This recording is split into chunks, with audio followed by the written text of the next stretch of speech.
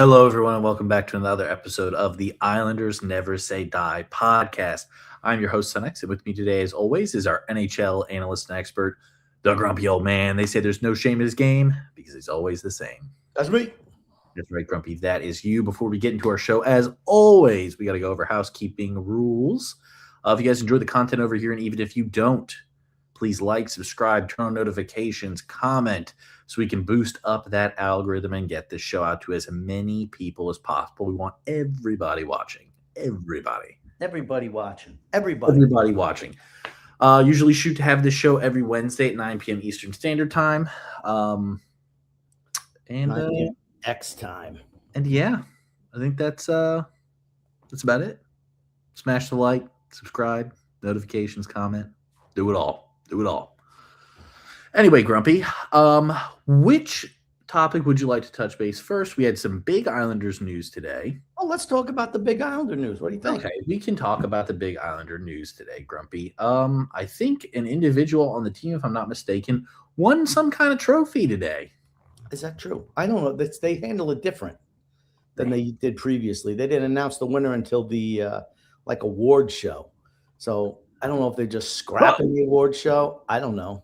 Who is that right there? Oh, that's Matthew Schaefer. And he was the unanimous Calder Trophy winner. I think he had like 1,900 and something points. That's what he had, vote-wise. No, he had every first place vote. Yes, he did have every first place vote. That's unanimous, X, by the way. Correct. That's correct. You get every single first place vote. That is called unanimous. Okay, well, he got every first place vote, and he is unanimous. I think it was the first time since Teemu Selanne in 1993. Wow. That's a long time. I was surprised when I read that. Yeah. I think I also saw something. We were in a three-way tie with the Avalanche and Blackhawks for Calder Trophy winners. We have, I think it's 6. And those other two have 6 as well. I'm not even going to ask if you can read them off. I know you don't know. I can read them off because I have them okay. right here. So Connor Bedard for Chicago, Artemi Panarin for Chicago, Patrick Kane for Chicago, Eddie Belfour, Steve Larmer, Tony Esposito, and Cale Makar. Tony Esposito, and that's it for Chicago. Then we have Cale Makar, Nathan McKinnon, Gabrielle Landeskog, Chris Drury, Peter Forsberg, and then Peter Stastny And then we have Schaefer, Shea Filthy, Matt Barzal, Brian Berard, Bossy, Trottier, and Potvin. I mean, if you're looking at that list, I want to say the weakest player, maybe Chris Drury. Yeah. And Brian Berard due to injuries. I was going to say Brian Berard as well. And then, yeah, I'd say that's probably it. I remember when Tony Esposito won that Rookie of the Year. Oh, you do? I remember reading it in the Long Island Press. Were you upset? A defunct newspaper. Ooh. Were you upset that he won Calder Trophy? Yes. No. Okay. I didn't know if you'd be upset. So no. Yeah, here's the list here. We got and yeah, those are the who's the best player on that list, X? Probably right here. Schaefer. Oh wow. Well, Mike Bossy and Brian Trottier are pretty good too. What? Mike Bossy and Brian. I know. There's a lot. I'm gonna say there's a lot of Hall of Famers. Yes, absolutely, a lot of. Andy Potvin, Trottier, Forsberg was really good. Peter Stastny, I believe he's in the Hall of Fame. Patrick Kane was really good. He will be in the Hall of Fame.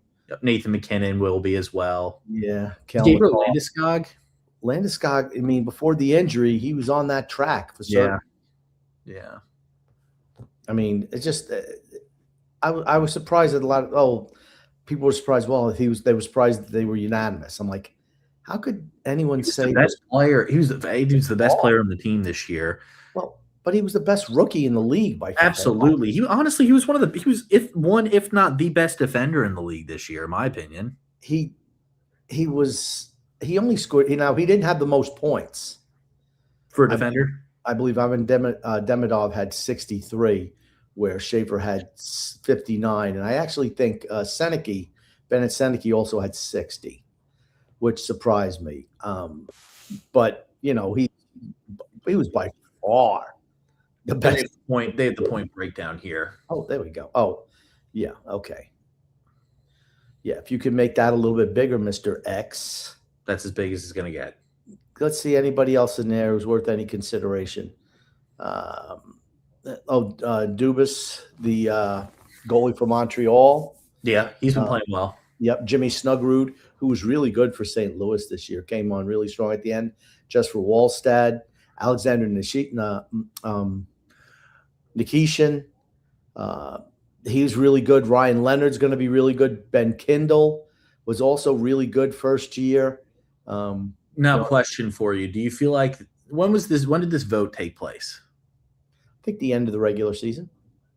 Okay, I was going to ask if it's a regular season award. It's a regular season. I'm aware. I didn't know if it took place like they did the voting after the regular season. Then I was going to ask if maybe because there's a lot of Montreal guys on here that I noticed, and I was going to ask if there's maybe some bias due to the fact that they took down Tampa, who's a really tough team.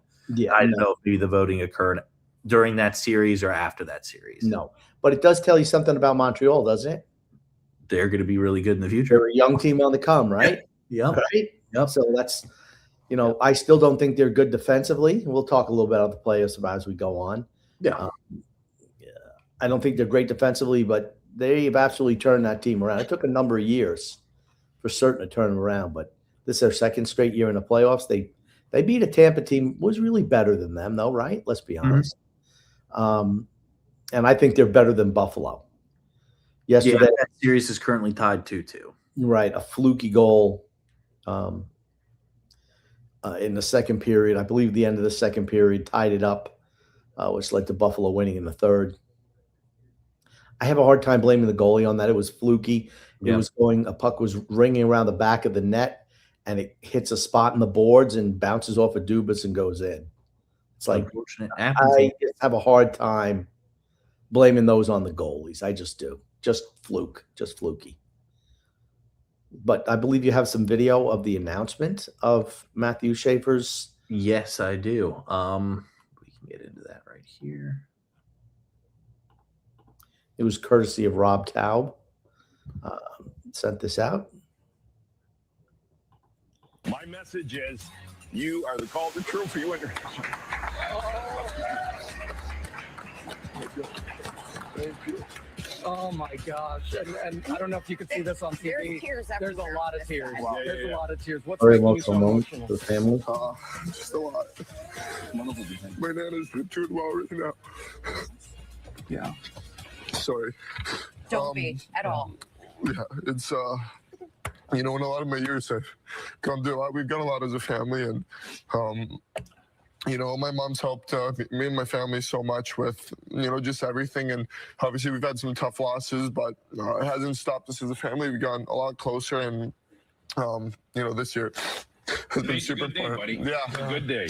no, but this definitely means a lot because obviously for you guys to be here, obviously, but it means a lot. This year was super important to me, and this obviously could have went out to two other amazing people. Demi Dobb and Seneke, they've done a lot this year, and they've done a lot for this league. So I'm super honored to be this, and be there with a lot of great names, but obviously to have you guys here too, and obviously my two sisters.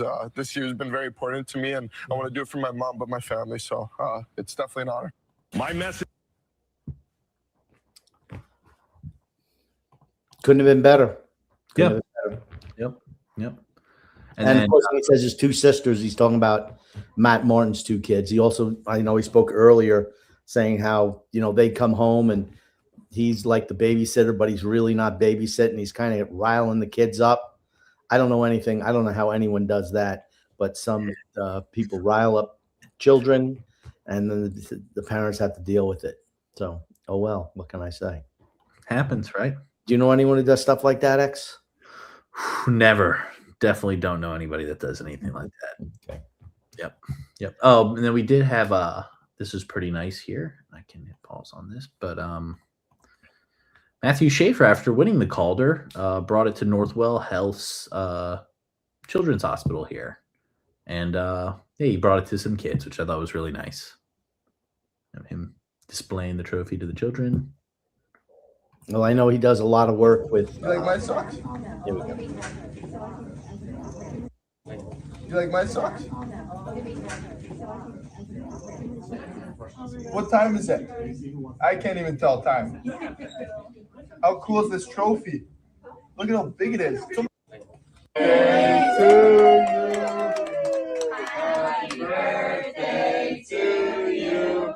Happy birthday, dear Logan. Happy birthday to you. Are you one? Are you two? Are you three? Are you four? Are you five? Are you six? Are you seven? Are you eight? Are you nine? Does he know how old he is? I do not know. I'm just going to say this kid's class act, though. Absolutely.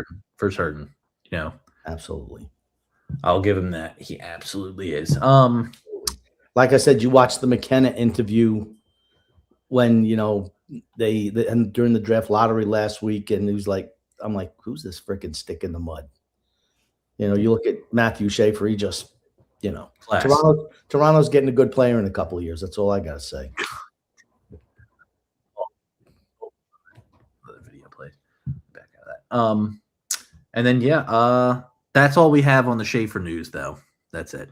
Yeah, but like the big thing was him being unanimous. Yes, First correct. time in 33 years. Mm-hmm. So just like I said, the kid was everything plus what was advertised. Yep. And he's also the youngest Calder Trophy winner. Wow. Stud. He's a stud. Yeah, he beat out Nathan McKinnon by I think a couple of days or whatever. Hey, that's all that counts. That's all that matters. Yeah, Couple of days. he had a sensational rookie year. Absolutely did. Actually, The only like source of light in the tunnel of darkness for the Islanders this year. But there is a negative. I thought a negative to his season this year. He was so good. He made that useless piece of trash, Darsh, determined to sell off all the assets for veterans. Very true. He was so good. He and Sorokin were so good. Yep. This is the only reason the Islanders were even potentially sniffing a playoff spot that, of course, they didn't get. But think about that. It was just those two guys, really those two guys most responsible this year. Yep. I find it interesting that we haven't heard anything from Matthew Darsh. Are you really surprised? Everything he touches breaks. Okay. I'm Let's just be surprised. honest. I'm just surprised we haven't heard anything of what he's going to do. Just please don't trade any more picks. Well, Love I'm God. thinking. I'm looking at it. This almost looks like a 10 or 11 player draft. Maybe And- try and trade up. No, I'd almost say if one of the top, they don't have nothing to trade to move up. That's my issue because he pissed away all of his assets for Braden Shen. I mean, he hasn't even talked about Braden Shen. What do you Why expect? would he? Well, you traded a first, a third, a prospect, and a player to get this washed up tomato can. But that's my point. Why would he talk about him? If anything, it's just going to remind the fans of how terrible that trade was. A lot of the fans think it's great. Who honestly could think that that's great? Who could look at his production since he came on the Islanders and think that that's a great trade? Well, he had Let's be some honest. points. He had some points last year. He did have some points. He's just terrible, at the two-way hockey game. Just terrible. I'm saying since he joined the Islanders, how many points did he have when he joined the Islanders? 3? I don't know. Pull it up. I mean, when you ask his thing, X, as the host and leader of the show, when you're asking a question, you should already know the answer. He had points for the Islanders this year. I bet you he had 10 points, maybe a little bit more. Had a number of goals. I know that. I mean, his two-way game, like I said, is over with at this stage of his career, but it's not like He had 11 points. He had 3 goals and 8 assists in 16 games. He doesn't even average a point a game. Well, you're not expecting a guy that age to 34 years old, right? To put up a point a game. He's a second liner. He's not even a second on this team. He's a second liner. Yeah. On a good team, he's Fourth. not. He's a third liner for certain. On a good team, 11. he's not even a third liner because he doesn't play any defense. He gives you third line production. I guess maybe the answer I'd like to say. It's terrible. Nothing about the potential of what's going on with Andre Pulock. Nothing about Anders Lee. Nothing about nothing. We did hear Ryan Pulock had surgery, right? Ryan Pulock had shoulder surgery and supposedly successful. They expect him to be ready for the opening of training camp. Shoulders are tricky, though. Yeah. They take a while to recover from. Yeah, and there's always a week. I don't know what the type of shoulder surgery, but usually there's some weakness there afterwards. Yep. And we certainly wish him well. I'm just wondering. I mean, the Islanders going to have to do something this offseason, don't you think? Or do you think they just go into next year with the same team that they have now? You're going to get the same results next year if you go in with the same team that you have. You're going to get the same exact results. So what do you think they should do, X? I think You got to get rid of. You have to get rid of some players before you can do anything else. Well, yeah, there's a lot of guys who are eating. Honestly, I'd try and trade Romanov. They're not moving Romanov. They're not moving him. Maybe Pulock. Yeah. Pulock has more value than Romanov does. Well, because Pellick's contract isn't as bad as Romanov's is. But Romanov has the age. Romanov's younger. Yeah, that's what I'm saying. He has the age. He's younger. I believe he's 26. Yes. And Pulock is in his 30s. But you can still get value for Pulock. Well, I'm not saying you can't. I'm saying, in my opinion, though, I think the only thing that's holding Romanov back from being traded, the big thing is his contract is ridiculous. If his contract wasn't as bad and for as many years, I think you absolutely could move him. I think you could. Okay. I think you'd be able to find somebody who wants him. But you're going to get more value from Adam Pulock. Okay. I mean, Romanov's not as good a player. He's under contract for another 7 years. Do we know what's happening with Anders Lee? That's the other thing. No news on Anders Lee. I mean, you would expect. I mean, Friedman should come out and say, "Oh, they're expecting." Are you currently in contract negotiations? Did he tell you to kick rocks? Is he going to be leaving? Like, no update at all. Like, that is not a good sign. No, it's like why I hasn't even given any progress or any bit of like where we're at in the contract negotiations. Not even saying, hey, we've made contact with what do they call his agent, Yeah. or hey, yeah, we're finalizing the deal. Like no update at all. Like that's awful. I'm sorry. Yeah. If you don't want him, just say we're cutting ties. The season's over with. You should know what you should know. You should know what you're going to be doing. You can sign if you wanted to sign him back. He would already be signed back. Yeah. I mean, there's no reason not to. Would I bring him back? No, I would have traded him at the deadline. Should have traded him at the deadline and got something for him, because now, again, another guy you're just getting rid of for free. Lost assets. No, I don't think. I think his best hockey's behind him, of course. But it doesn't matter. If you could have gotten anything for him, it's better than getting nothing. But he would have looked good for a playoff team for his net front presence. Yes. That's his thing at this stage of his career. And you give him a chance to compete for a cup. Right. So it's a win-win for each party. But just, again, doing nothing. I don't want to dwell on the failures of Matthew Darsh. We won't. We can move on from that. I'm just saying there's nothing to talk about because he hasn't done anything. But he doesn't even come. We need to get younger. What's the direction of the team? Again, doesn't want to say anything. I mean, shouldn't you at least tell the fans, this is what we're looking to accomplish this offseason? Nothing. I mean, then you can even say, it's like, well, we know we need to get younger, blah, blah, blah. Or, boy, I love this team. This is a team that can win. So at least people know what to expect. The fans do. Yeah. Just to keep us in the dark, though, is just wrong. Tell us something. You have a team like Columbus, who pulled a Matthew Darsh, Lou Lamoriello move today, re-signed Charlie Coyle, who's a third-line center, at the age of 34 to a 6-year contract extension. Charlie freaking Coyle. It's mind-numbing why you would sign a guy like that to a 6-year extension, a bottom 6 guy at the age of 34. Like I said, we're nothing but fair on the show, and we see other teams doing dumb stuff. We're going to call them out on it too. That's just dumb. Be 40. Yeah. Years old. 34 and 6 is 40. Thank you. Were you trying to type it in? No, I was not trying to type it. I was waiting for a break for you to stop talking, and I was going to say that he was going to be 40 years old. I was going to say that's a recipe for success right there. Signing guys into the 40s. Do you have any explanation for signing a guy at 34 years old, the bottom 6 guy, to a 6-year extension? Any suggestions from you? They were sending out the contract that they wanted to offer him, and they accidentally typed in the wrong number for the years and said, oh, shit, after they did that and made a mistake. Okay. He said that he agreed. That's it. That's the only thing I could think of. The only thing that I could think of is, if you remember, Rick Bowness had that press conference end of the year when he called out a lot of the team. He absolutely did. I do remember that. Saying they need a culture change.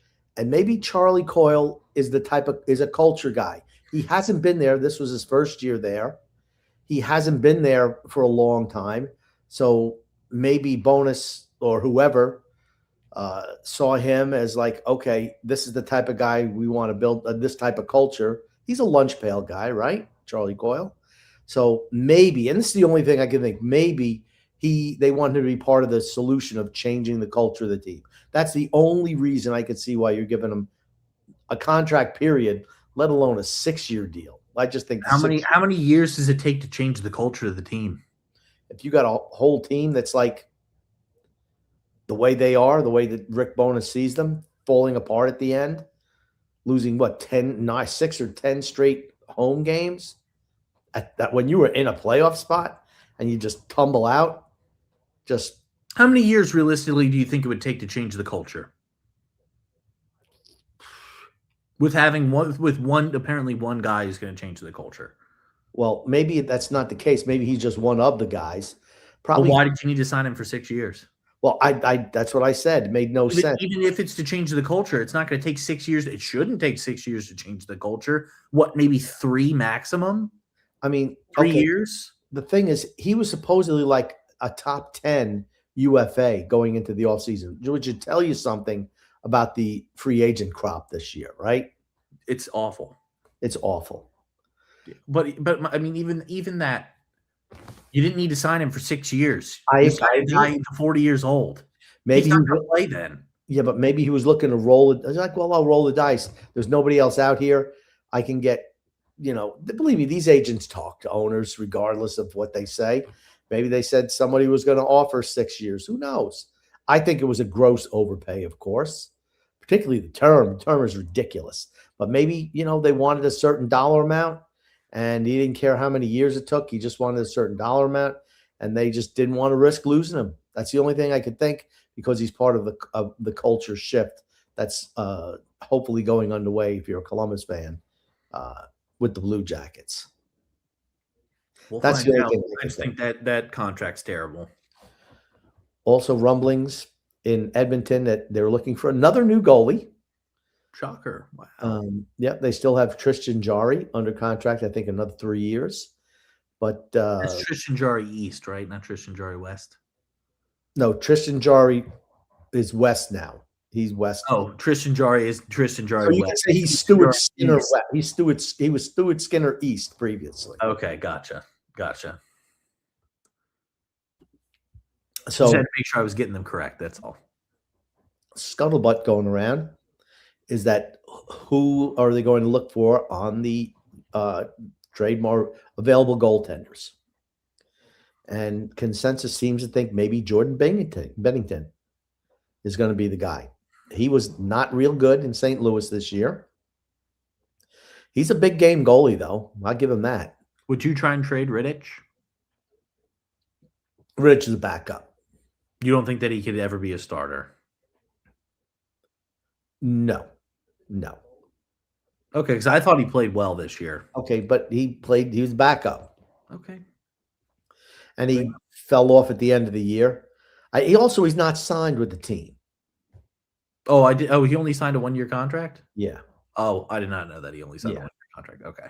I mean, Edmonton's not trading for Sorokin. That's not happening. I don't. You'd have to give us McDavid. Right. So I mean, Bennington or Draisaitl. One of the two. Is a free agent. Another name being bandied about is Gustafsson, the goaltender from Minnesota, the backup, because they have Wallstead. But they got to make that work with the money. Yep. Edmonton's got 1 year to win a cup. 1 year before McDavid's out. Yes. 1 year. Yep. And I think if they win a cup, you can convince him to stay. But if they don't, he's gone. He's gone. He's absolutely gone. That's a 3-year deal. It's like, oh man, the pressure's really on you to win now. Yep. You got to go all in. But that's why you can take advantage of some teams like that, though, and really fleece them on some trades if they got their hands tied, especially if they know they're going to lose their big name player. You can really fleece them on some deals. But Matthew Darsh isn't the GM of all these other teams. That is true. I'd absolutely try and take advantage of the situation on them.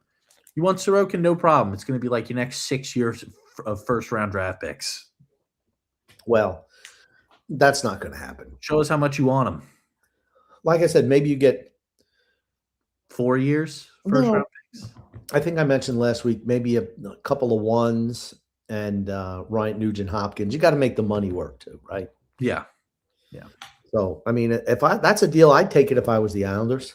Mm-hmm. You're going nowhere. By the time your team is actually something, he's gonna probably not be as good as he is now. Agreed. So, better to lose him and gain something. Lose him and gain a lot for him than hold on to him. His value drops and then you miss out. True. But do you want to get playoff talk? Toronto fired Craig Berube, the coach, today. Not surprised. We knew that was going to happen, right? I was surprised they kept him that long. Yep. I don't know who gets to pick the new coach. I don't know if it's going to be John Czechia, the new GM, or the sports writer who ripped him a new one last week. Probably the sports writer. It'll be interesting. That's all I'm going to say. It's going to be interesting in Toronto. I think the league wants Toronto to be good. I'm not saying that's why they got the #1 draft pick overall, but it'll be There's interesting. coincidences for Toronto. That's all I know. We talked about it on the last show. But I just like to hear something from Matthew Darsh. What's the direction of the team? What are you looking to do? I don't want to hear something, oh, we want to compete for playoffs. What does that mean? I mean, are you looking to get younger? How many of these guys you think are gonna pan what out? are you going to do to compete for a play? What are you going to do to make the playoffs? How about that? Since we're competing for the playoffs and we were competing for the playoffs this year and we didn't make it, what are you going to do to make the playoffs then? What are your plans? You think that we can just run the same team back and we didn't make it and we fell apart at the end of the year? You think that we can just do that again with the same team? I'm going to say, if you're looking to just run it back for the next couple of years and contracts expire, then what you did in season was really dumb. Agreed. That was really dumb. It made no sense to do that. Then you should have been, if that was the thought process, you should have been doubling down, moving the Pageaus, moving the Lees, moving the D'Angelos at the deadline.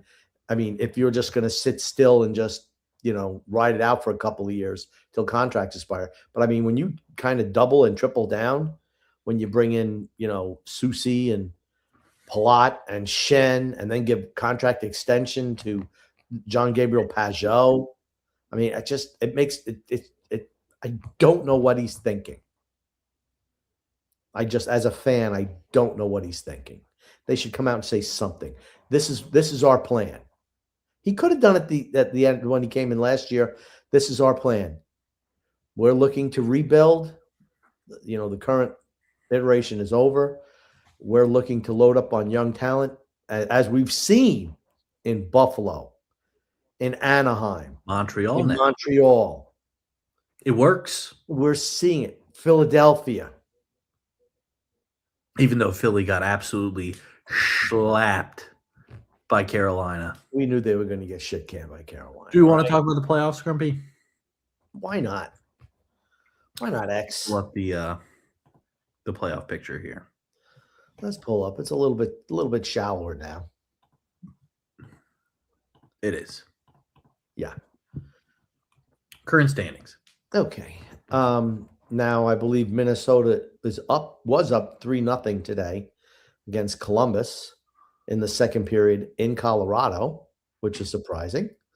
Buffalo and Montreal, that's probably going to be the most entertaining series. Yes. In the second round, like Montreal and Tampa was first round. Mm-hmm.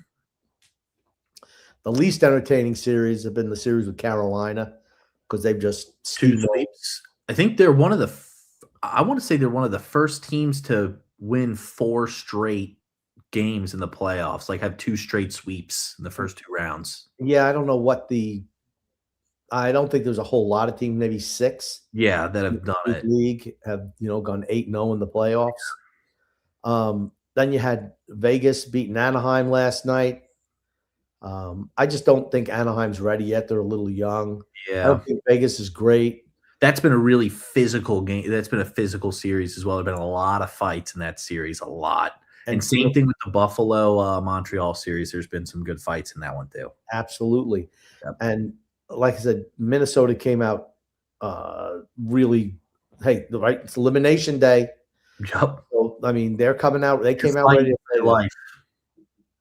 They came out ready to play. Yep. But the thing about the NHL playoffs is it's a grind. It's a physical grind. Guys are all hurt. They're all hurt when it comes to playoff time. Every other night you're playing, and just the physicality is ratcheted up. We found out today that Connor McDavid was playing with a broken bone in his foot in the playoffs. Maybe that explains why he didn't seem like he had that second or third gear. Victor Hedman missed the playoffs, battling mental health issues, and somebody else played to an injury too. I forgot who, but McDavid was a big one. Yeah. And so that's why, you look at Carolina, boy, they've had a lot of rest. A lot. I mean, Colorado, if they lose tonight, that series gets extended. Yep. That's more wear and tear on the bodies, right? Correct. An extra game.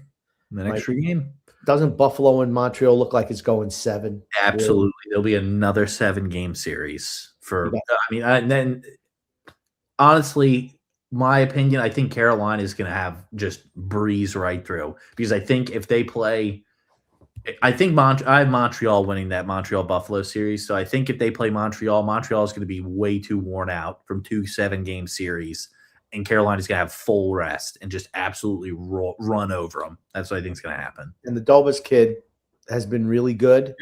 Yep. Defensively, they're shaky. They are. They They're are. They give up a shaky. lot of chances. I will say that. And then you got They can score though. Montreal can score. They can Yeah. put the puck in the net. They can.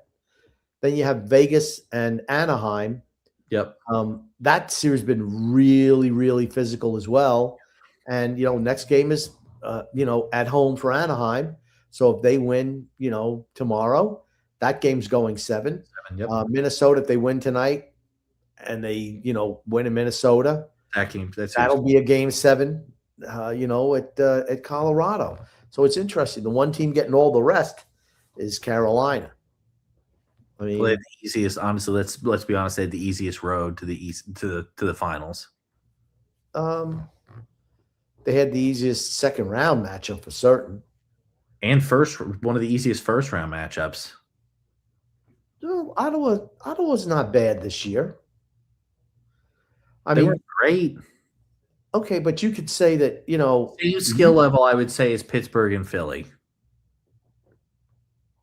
Yeah, I think that was the weakest first round matchup. I agree. Yeah. But so I think they've had the easiest road to the East Coast Finals for certain. Oh, to the Eastern Conference, I think they've had the easiest road for certain. Yeah. Now, I don't think the second round team out of the Atlantic Division, neither one of those teams play any defense. They don't. Yeah. It's helter-skelter, fire engine hockey all the time. I mean, nobody's expecting Dallas to lose to Minnesota, but Minnesota was like one of the top 5 teams in the league this year, points-wise, right? Mm-hmm. I mean, Colorado had the Kings. Whoop-de-doo. Yeah. And then, Minnesota. I mean, they went up, up 3-1. I think Minnesota's better, though, than I do. I agree. Ottawa, Philly, and Pittsburgh. That's what I mean by, I think they had the easiest run to the finals. Okay. That's fair. That's fair. I think they have. And the thing is, the other team they're going to be playing that's coming out of, either Buffalo or Montreal, if it is Montreal, they could potentially be playing 2 game 7s if they make it out. Who's really series. That's a lot. Who's really overrated, in my opinion? Who? Rasmus Dahlin. Why? Well, I just think he's overrated. What about him makes you think he's overrated? I don't think he's anywhere good as everyone thinks he is. That's all. Thank you for describing overrated to me. Well, that's what he is. I'm saying, what specifically, is a lot of people think he's like top 5 defenseman in the league. He's not. He's not. So you think his defensive game is not, or his offense is lacking? I don't think either. I don't think he's that great. Okay, so you think he's just an average player? I think he's above average player, but it's not like his thing. I don't think he's going to win you any games. Let me just put it to you that way. Okay. That's all I'll say. All right. Well, let's give our predictions real quick, and then you can go into the ad read. Who do you have winning Carolina and Philly? Grumpy? I think we talked about this last week. I picked Carolina. We did. I thought it would be maybe. I thought it gentleman was sweep. Gentleman sweep, perhaps. Yep. And Carolina said, "Screw that." They said we're getting the extra rest. We're going to beat these dirty, filthy Philadelphia clowns. All right, Buffalo and Montreal, Grumpy. Who do you have? We picked Montreal. I think we picked Colorado, and I think I picked Anaheim, and I think you picked Vegas, or maybe I picked Vegas. You picked Vegas. I picked Anaheim because I wanted the Ducks out of pure just wanting the Ducks to win. Okay. So. And right now, none of that's been derailed. No, I feel like it's pretty much been the same thing. Yeah. But by next week, we'll know who the semifinals are. Correct. Probably Carolina, Montreal, and Colorado and Vegas. Probably. I'd say that's a pretty good bet. What do you feel about this year's playoffs? What do you think about them? I don't know. I guess it's just, to me, you don't have any of those I guess, and I'll just say like blue blood teams in. So it's a little bit different. But what do you think about the level of play? I think it's been good. I think with the occasion of a couple series, I don't think it's been as physical. With the exception of a couple of series. I think it's been down. I don't think with the exception of the Montreal Buffalo series, which I thought was outstanding. Which has been a physical series, yeah. Really, I mean, it was a really good series. I think that's the best series of the playoffs so far. Well, I would say the Montreal-Tampa series was really good as well. Isn't that what I said? You said Montreal-Buffalo, which has Montreal and Tampa is what I meant. Okay, gotcha. Go ahead. Tell me what you thought about that series. No, I thought it really physical. I thought it was a lot of scoring, which was really nice. It was true playoff hockey, I'll say that. The Carolina games have just been blowouts. So I mean, I think that's kind of why the Carolina and Colorado games. I mean, you think about it; those series have just been washes because the Colorado and Carolina are just so much better than everybody else. It's just not enjoyable to watch a team just beat the snot out of the other team. It's just not. Well, unless you want that team to exactly, yes. Unless you want that team to win, which I mean, I wouldn't mind Carolina moving on, hometown team, but yeah, I mean, but still, I mean, is it really? And I guess I'll say this: unless you're like a true fan of that team, it's not fun to watch. It just isn't. Well, it's fun to watch if you hate the Flyers. Sure, if you hate the other team that they're playing against, sure. But if you're a neutral fan who just wants to watch some hockey, that's not a fun series to watch.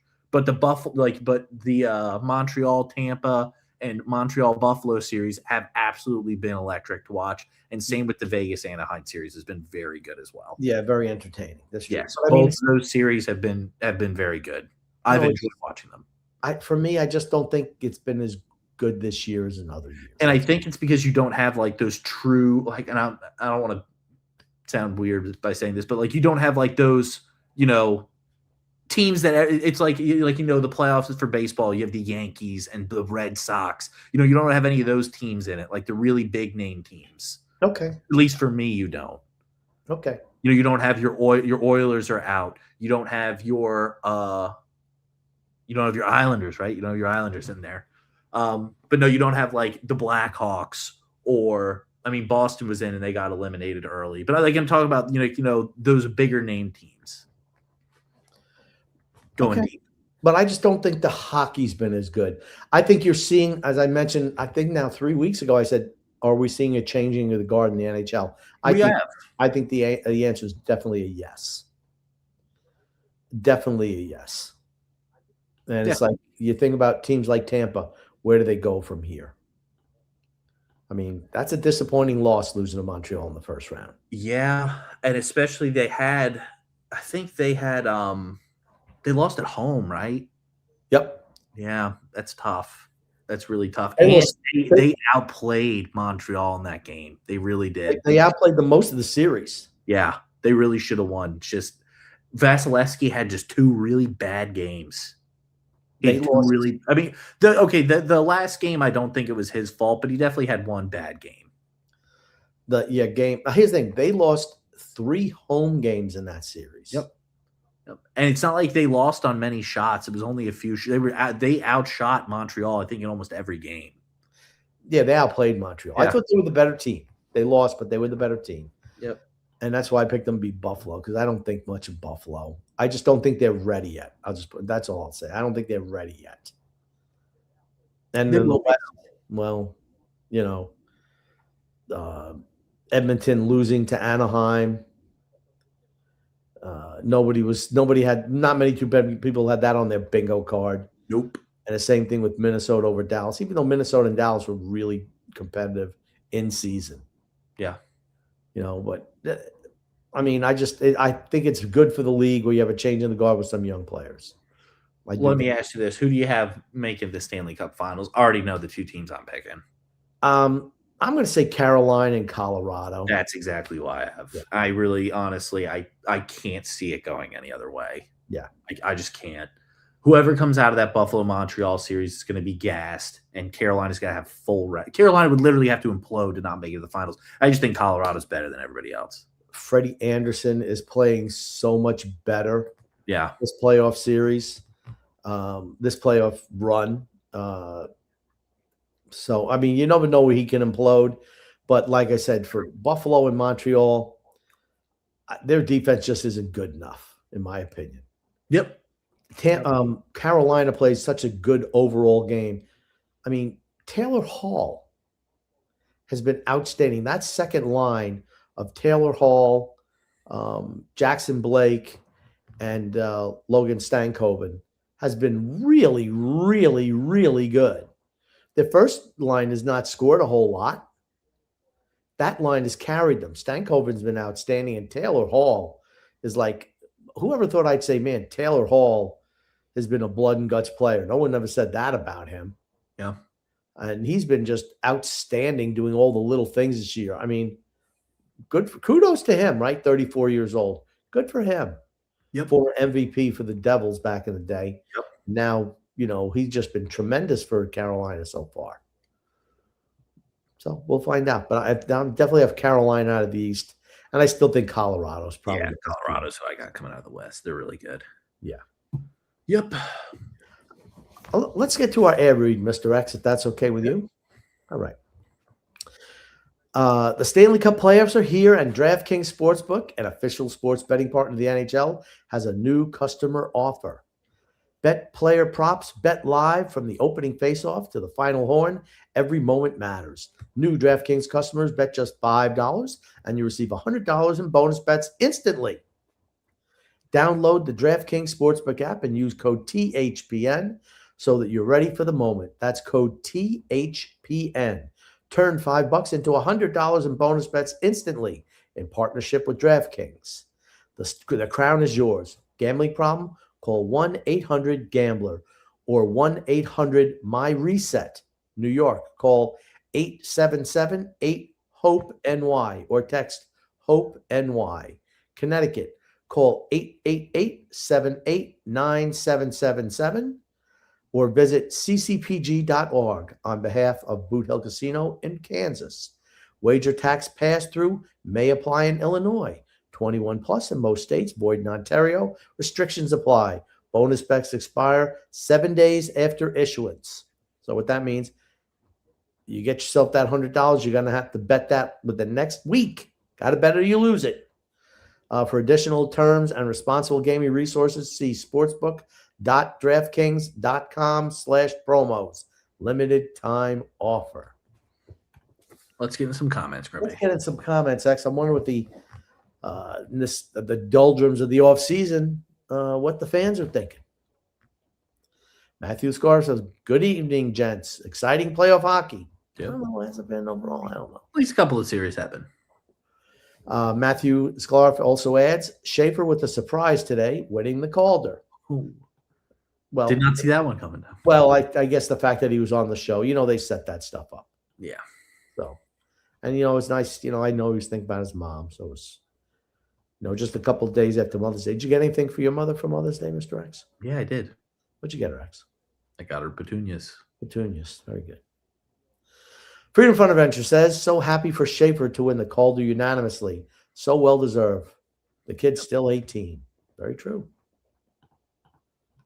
I think some idiots I wanted him to go to play college hockey. Yeah, I can't believe those idiots. What kind of dopes just So said dumb. that? So dumb. Fleet Dream says, Grump, Son X, how you doing today? Very good. Thank you very much. And he has great game on right now, talking about Colorado and Minnesota. Don't forget, and he also adds, don't forget to smash the like button. Please do smash the like button. We appreciate it. Yep. Freedom Fun Adventure says, Grumpy, use your expertise and analysis to determine which of the following is most vital for us to get rid of this year. Lee, Engvall, Duclair, TJ, Bellick, Cizikas, X, or Mayfield. Well, it's definitely not X, and it's definitely TJ. Well, the thing about X and TJ, they don't make enough money. So it's not worth moving them. You're not getting anything back for them. So, nothing there. Lee, you're not going to get anything for him. I'm just baffled by the thought process. if you didn't, you should have had a deal in place. If you weren't trading at the deadline, you should have had a deal in place. If you said, okay, Anders, we want to bring you back next year, whatever it is, 2 years, $4 million per. And if he balked at it, move him. Yep, get rid of him. Similar to the John Tavares situation, same thing, right? Which means it's God. But think Well, about the it. thing is, Darsh will be gone before then. So, Oh, that's true. Pierre Engvall, I don't think he's ever coming back. He had one of those hip injuries. Yeah, one of those with, they have to resurface the hip. Oof. I don't think anyone's really come back to be the same player after that. Anthony Duclair, he has no value at all. Why he was signed to a 4-year deal, you got to ask the old man that. Lamoriello, he screwed that one up.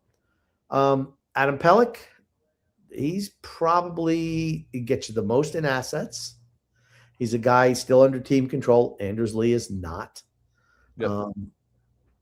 And doesn't have like the injury – well, he's got an injury history, but certainly not to the extent that Engvall has right now with that hip. I mean, and I think Pelech is the guy. We talked about it earlier today. Scott Mayfield, I don't know how much he has left in the tank. I don't know what his value is, but if somebody offered me something for him, I'd take it too. The problem is you don't have guys ready to step in from the lower levels of the Islander team, so you'd have to find a replacement. That's why it's difficult to replace a whole bunch of guys. Yep. And you just don't have guys who are ready. You know who knows how to do that? Carolina. Look what they did. Look who they moved on from. Could have guys who are ready if you had more draft picks. That's what Carolina does. You don't never see them trading firsts. If they trade it first, they're getting it back. Yeah. Something else is going to happen. They're going to get it back. They got 2 firsts again next year, Carolina. I just, it kind of is what it is, right? And Casey Zikas, another guy with absolutely no value. You should have tried to move him at the deadline if that was your thinking. Data Dom, New York says, thanks for showing my Calder tweet on the show, guys. Give me a follow. I post stuff like that all the time. So I don't know. Like I said, I think it was Rob Taub was the where we got that from. Maybe the graphic was. I don't know.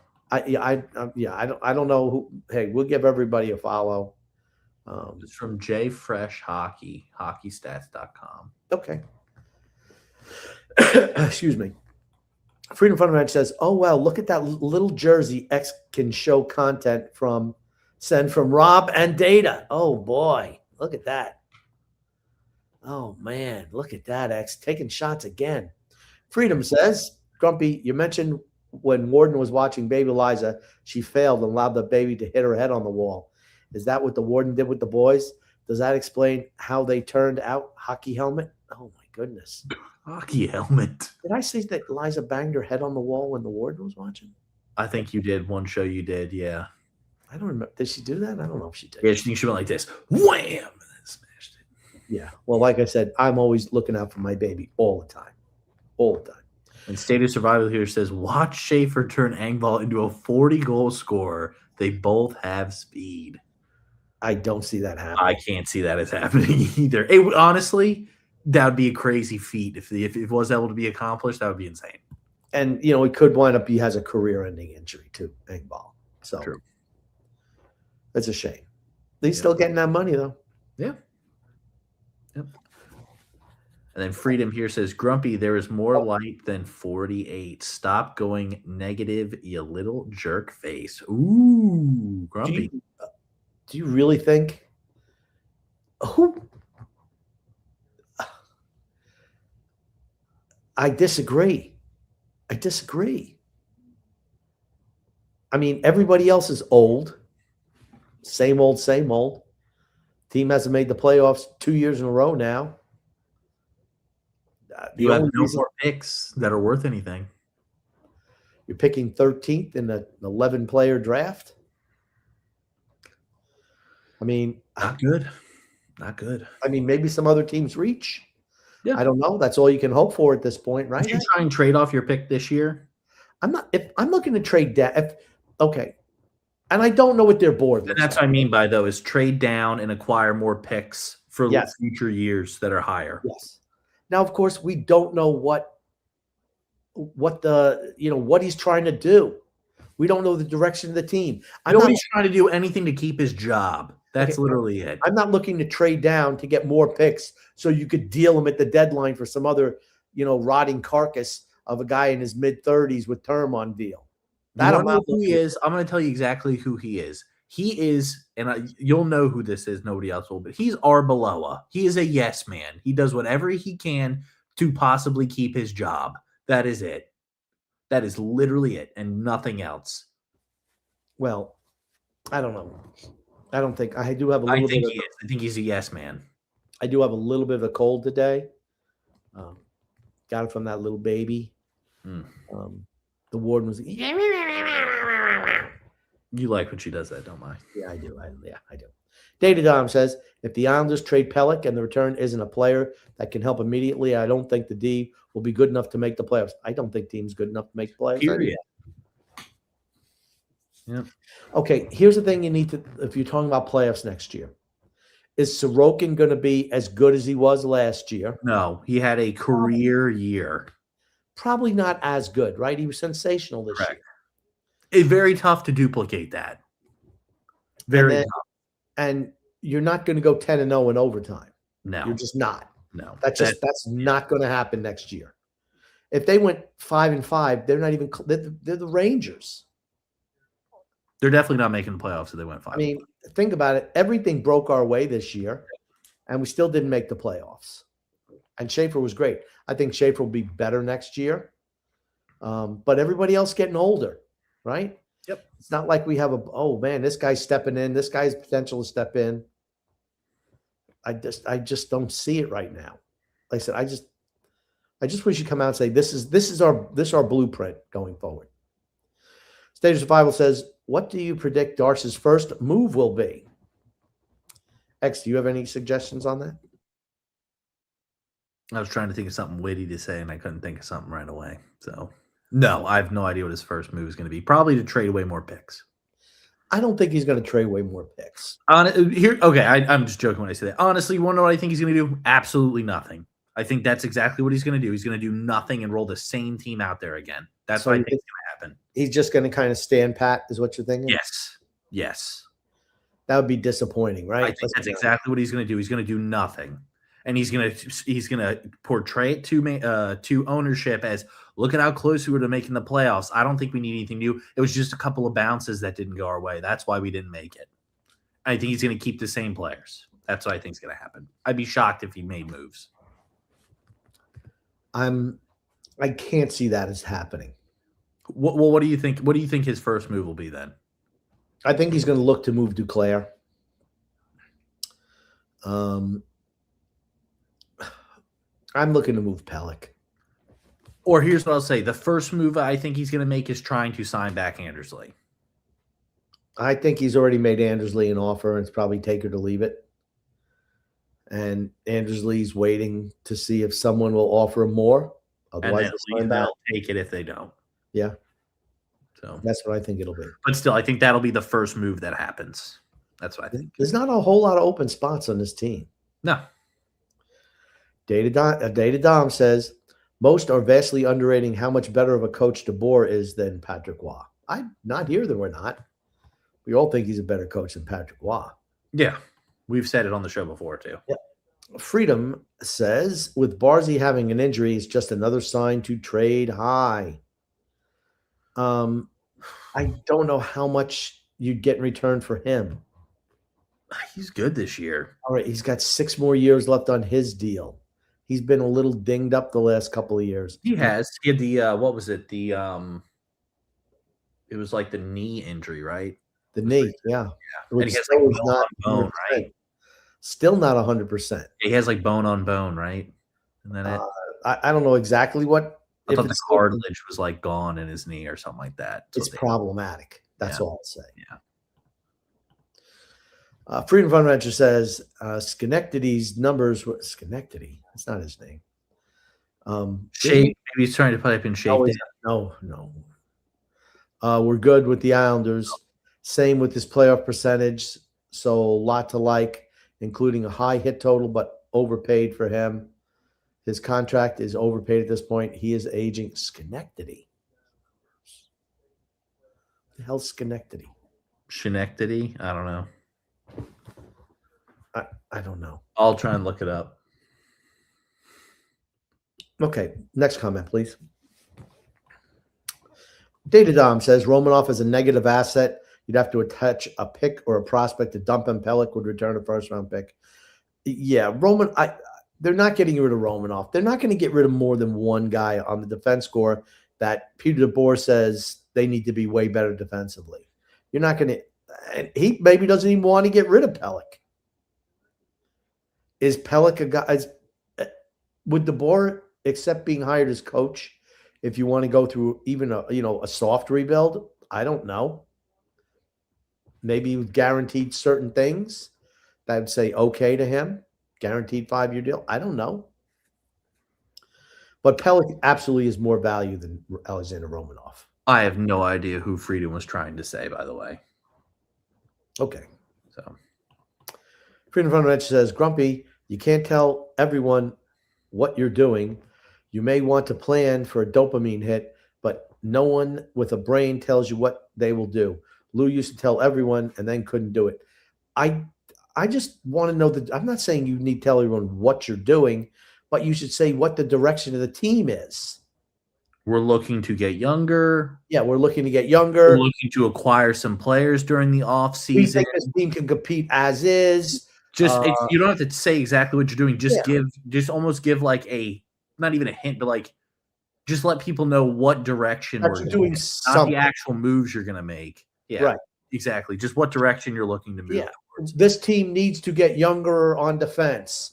This team needs to have more established scoring wingers or something. And then same thing with the contracts. Like you don't have to give out the specifics for like if Andrews Lee is currently with a contract, you don't have to give out the specifics of the contract. You can just say what stage of the contract signing you're in. Whether, hey, yeah, we gave him a contract offer, he's not interested. We're looking to move him, or I mean something like that. Or say, hey, yeah, we're in the later stages of him signing a contract. We're close to finishing, and then announce what the contract value was and for the years. Or, hey, we're expecting the guys from Bridgeport to compete for starting spots this year. Yeah. Anything.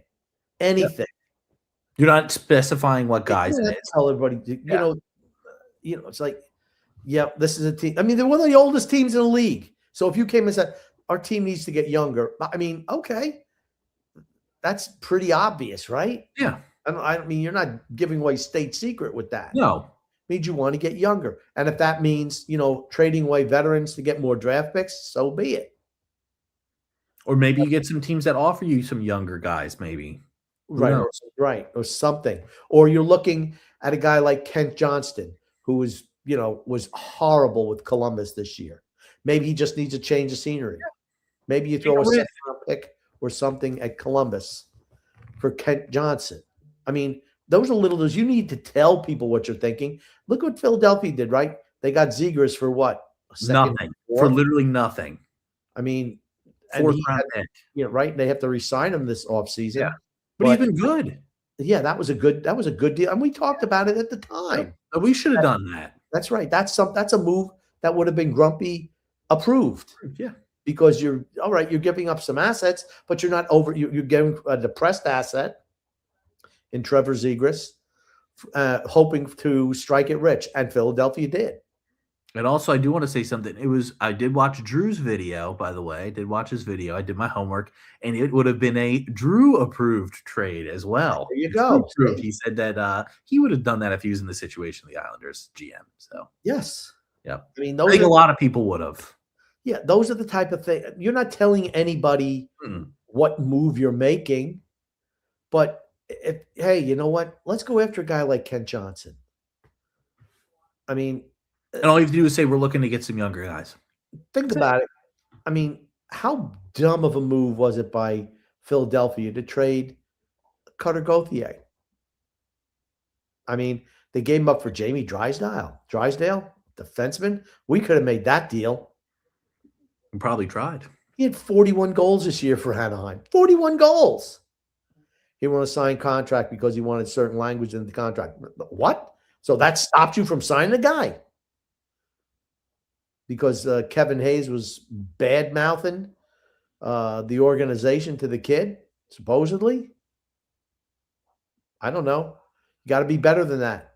There's no way you should let your first round picks walk away. Yeah. For silly stuff like that. Can't let that happen. Matthew Sklar says horrible contract, shocking for Coyle. Stunning. Stunningly bad. Freedom says next, you Fruit Loops need to understand how great Romanoff will be in DeBoer's system. He sucks. He's always going to suck. We'll see. We'll find out. Tune in next year. Tom says Casey Zizekas is 22 games short of 1,000. Lee is 77 games short. Neither one of them should be with the Islanders next year. Correct. They're done. Yep. Matthew Score says kind of makes the Pajot contract not nearly as bad. It's just as bad. Talk about the Romanoff contract doesn't make it as bad. He's talking about the Coyle contract. Oh, okay. Gotcha. Yeah, 6 years is horrible. That's dumb. Davey Dom says Coyle getting 6 years is the Columbus tax. No one wants to play there. Gave him extra term to keep him from the free agent market. Freedom says, lastly, you sucker MCs don't comprehend how fantastic Cam Aitchison is. Huge stats. Oh, God. Meaningful minutes at critical moments. Even takes faceoffs, but because you boys don't do your homework, you don't know this. No. Let me say something. Do you think that it's easier for somebody who is in high school to play against middle schoolers? Do you think that that's easier for the guy who's in high school to play against middle schoolers? The answer is yes. He's a lot older and a lot bigger than the people he's playing against currently. So he's going to look great. He's going to look really good. But when he goes to that next level, he's not. He's going to struggle a little bit. I've watched a couple of his games the last week or so, and he's a liability defensively a lot of times. And the way he plays offense, that's not going to be his game in the NHL. No. Standing in front of the net, on the that's just not going to happen. So his numbers are going to be depressed, and he's going to have to learn how to play defense. Again, I'm going to say it 100 times. He reminds me of Romanoff. Always going for the big hit instead of making the safe, solid play. Seems like he's always on ice for the losing goal. Could be because he's out there a lot. I think he really benefits right now playing against younger competition. Absolutely. So he looks really, really good because he plays against younger competition. Whereas a player like Victor Eklund, who's been playing against older players in the Swedish league and then now playing with Bridgeport and then played a couple of games in the NHL, or played I think 1 or 2 games in the NHL. One game to close out the season. He's getting better by doing that. You only get better by playing against better competition. You're not going to get better playing against competition that's down. True, X, true. That's just the facts. Preach, X, preach. Preach it. Freedom says, let's discuss Richie. He played well, very well at points. Working was amazing until the perks on the team quit. My point is that with better players, better structure, all goalies improve and become better. I don't see how Sorokin's going to be getting better, honestly. It'd be tough for him to get any better than he is now. Oh, he's talking about David Rich. I'm sorry, he's talking about David Rich. I thought I was in Richie because Richie's a guy I think has shown that he's absolutely part of the future of the team. Yeah, Callum Ritchie, he has looked good. Okay. And Redditch did play well at points, but he kind of fell off at the end of the year. I think that's fair to say. And it's not because necessarily his play was that bad. They needed Sorokin to play almost every night. Yep. Because they were trying to make the playoffs. Yep. So he didn't get a whole lot of action down the stretch. Matthew Sklar says, not surprised about Berube. Nobody was. Everyone knew he'd be gone. Matthew Sklar also adds, rumor is Toronto denied access to Cassidy. It's interesting. I did want to talk about this. Vegas has a reputation for really playing hardball with their employees. Edmonton asked for permission to interview Bruce, not Butch Cassidy. I almost called him Butch again. And the Sundance Kid to go up to Edmonton and be the new coach. Toronto supposedly was hot for Bruce Cassidy also. I know that Vegas turned down Edmonton's request for Bruce Cassidy. And I guess they did it for Toronto too. I don't understand that. Wow. I don't know. So you want to pay his contract? I'm confused by the whole thing. All it's going to do is just stop people from wanting to go coach there. Yeah, it's like, all right, if something happens or I get fired, Yeah. I mean, you're still getting paid, but still. But still, it's okay. Majority of the coaches, they don't want to just get paid and collect a paycheck. They want to actually coach. That's why they're doing it. True. And don't get me wrong, the paycheck's nice, but I mean, at the end of the day, they want to coach. I mean, you see it all the time in the NFL. Like when an NFL coach gets canned, they immediately go to a college to coach. It's not like they're just like, oh well, I could just sit at home, for the rest of the 3 years that are on my contract and collect a paycheck because I'm owed it. No, they go and get another job because they like to do it. They love the game. True. So yeah, but it's going to stop coaches from going there, and it should. I don't think it'll stop coaches from going there, but they like wearing the black hat in the NHL. I don't think it bothers them at all. JP says, so Matthew Schaefer, the player of the Islanders organization, is not building around. Unanimously wins the Calder. Can John Spano come and save us? Yeah. Matthew Sklarov says, Philly whitewashed. No shocker there. They were terrible. JP says, the Kitchen Rangers made short work of Aitchison's Barry Colts. That I know. Yeah. And Aitchison scored a couple of goals late to send the games to overtime, but he's not – okay, he's certainly not ready to play with the team next year, right? No. He needs to learn how to play structured team defense. Do you think he goes to Bridgeport next year? I would hope so. Yeah. I would absolutely hope so. And that'll be a good testament to see how he plays in Bridgeport. Will he be able to do the same thing that he does, in juniors in Bridgeport? I'm going to say probably not. Yeah, I don't know what the I'm going to say he's going to have a big learning curve when he goes to play in Bridgeport.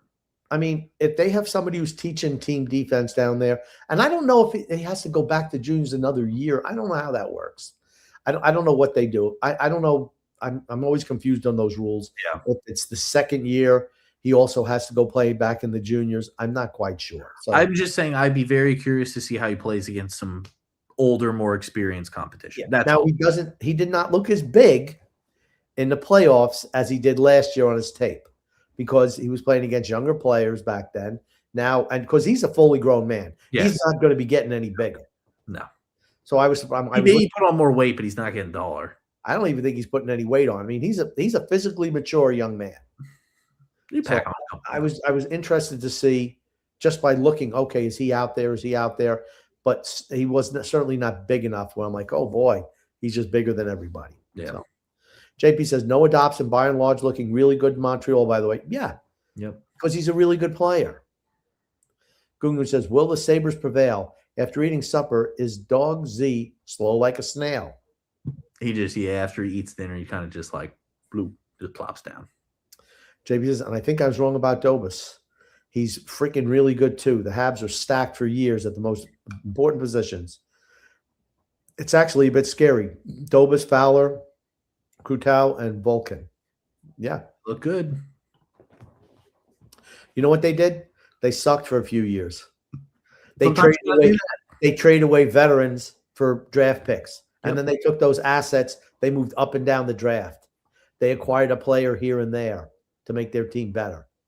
That's what they did. That's what young players. They weren't trading for rentals. You don't trade for rentals unless you're like right there at the tip. Yep. Gungun says Donald Gibb, Ogre from Revenge of the Nerds died. Yes, I did. I saw that today. Gungun says, will the Islanders be better next year? Will Palmieri find another gear? Okay. Excuse me. X, what do you think the Islanders will be better next year? It's too early to tell. I think so too. It's going to really depend on what they do in the offseason. That's, I think, going to be the determining factor. If they don't do anything, they're going to be worse than they were this year. I don't know. I kind of want them to be worse than they were this year. Is that bad? Watch out, X. Is that bad? No, I don't think so. I really don't think we have do you really realistically, do you think we have a shot in hell to even beat Carolina next year? No. That's my point is if you don't have a shot to win, what is the big appeal of making the playoffs? If you know your team's not going to win, just to say we made the playoffs, well, who cares? Congratulations, you were like 6th place loser. Also, here's something else to consider, right? Philadelphia played 5 rookies in Game 4, 5 first-year players. Yep. Rick Tockett's a really good coach. They can go in 2 different directions, right? Either get better. I mean, the Martone kid's he's a real solution there, right? Mm-hmm. He's going to be there all year next year. They were way better with him in the lineup. Mitchkov, who knows? He needs to grow up, become more professional. That's pretty obvious. But they got a lot of young players. Alex Bump played well for them. A couple other guys that they brought in were good. Bonk. And then you got to look at, that Washington will be better next year. Yep. Right? They have a couple of firsts this year, right? Anaheim's in their own. So, Pittsburgh, who knows? The Devils, it'll all come down to health once again and getting a goalie. Carolina's going to be there. We know that. But let's be honest, the Islanders are going to be kicking around 4th or 5th in the conference. Yep. That's where they'll be, scrapping for the final playoff spot. So, I mean, is that better? Is that the same? I don't know. And remember, we didn't really have any injuries. What happens if Matthew Schaefer gets hurt? What happens if Sorokin gets hurt? We're done. We're done. That's the season. Jimmy Gannon says, old, slow, and mediocre New York Islanders. That's correct. Gungan says, I've heard some foolers say they're excited about the New York Jets next season. Did Lando Calrissian commit treason? Did Lando commit treason, X? No. Why do you think he went with the Empire? You think it was self-interest? Yeah. Yeah, I think so too. I think so. And the Jets, I'm looking forward to watching the Giants play this year. Yes, I'm really interested. Harbaugh's coach. Them and the Raiders. I think the Raiders are going to be good as well. Well, I think they'll be better than last year, bringing Kirk Cousins in as a quarterback to kind of mentor Fernando Mendoza. I don't think Mendoza is going to start from day one. No, he's not. And I will say one thing. They got hosed on that Baltimore. Baltimore, they're another team that they're like the Vegas Golden Knights. Yeah. They kind of don't care. JP says, I disagree that neither Montreal or Boston play any defense.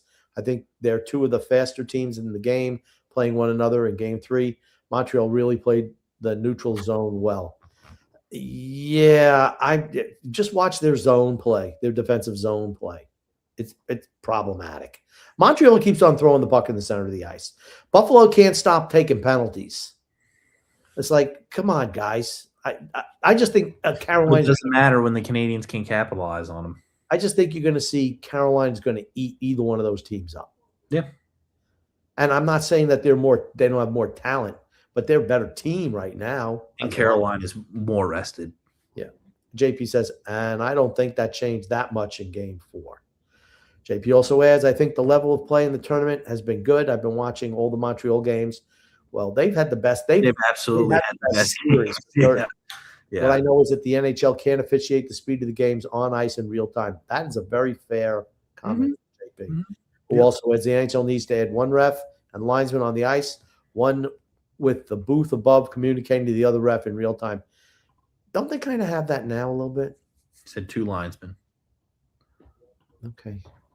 Gungan says, I'd rather have the Islanders keep Engvall and poop out some of the old farts.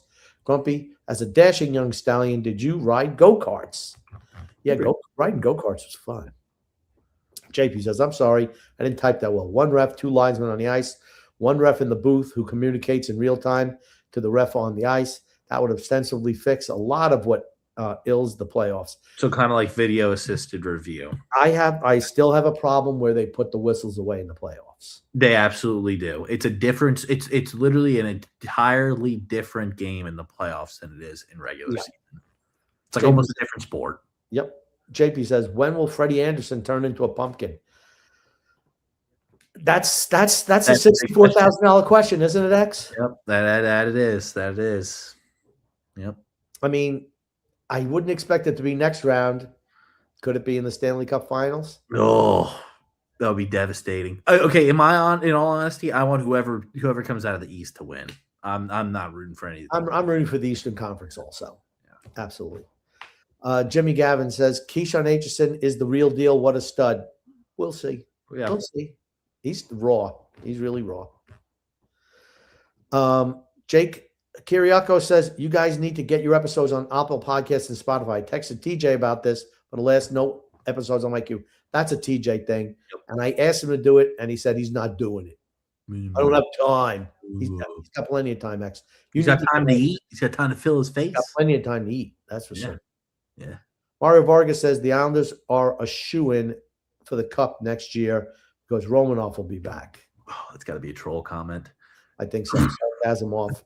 JP says to teach Romanoff defense, would Coach Grumpy use a taser? Would Romanoff then change his name to Razor? Razor. Frank from Empire State says, hello all.